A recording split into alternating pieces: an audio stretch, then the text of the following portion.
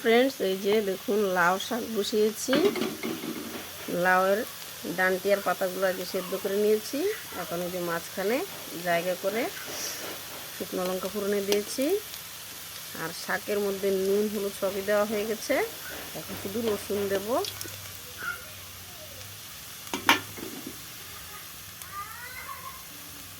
এই যে রসুন থেতো করে রাখা,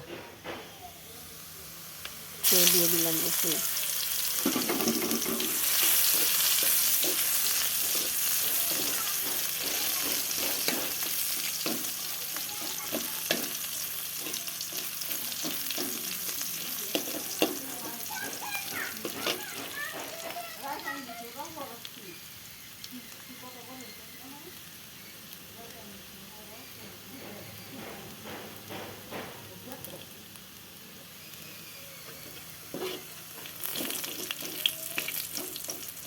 তুই মটরশুঁটি বটা।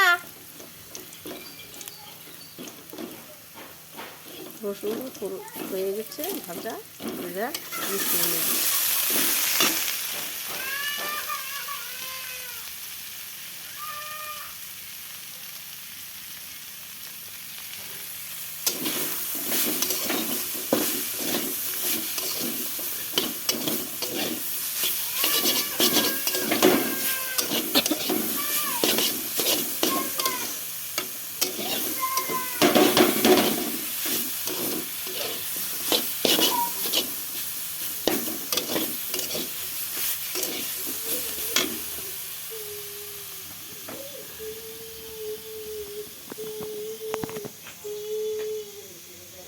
হয়ে গেছে শাক।